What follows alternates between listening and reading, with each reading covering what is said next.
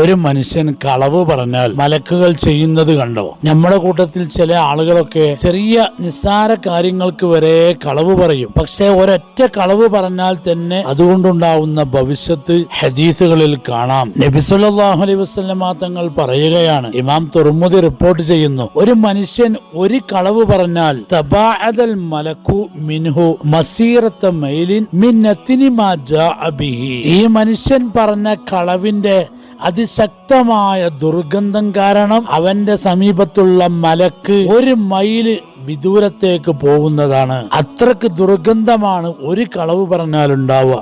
ആയിഷ ബീവി റളിയല്ലാഹു അൻഹ പറയുന്നുണ്ട്, നബി തങ്ങൾക്ക് ഏറ്റവും കൂടുതൽ ദേഷ്യമുള്ളത് കളവ് പറയുക എന്നതാണ്. ചില ആളുകൾ പച്ച കള്ളം പറഞ്ഞിട്ട് അത് പിടിക്കപ്പെടുമ്പോ ഞാനത് വെറുതെ പറഞ്ഞതാണ് എന്ന് പറയും. ഈ ഒരു വർത്തമാനം കൊണ്ട് ഒരിക്കലും കളവിൽ നിന്ന് രക്ഷപ്പെടാൻ സാധിക്കില്ല.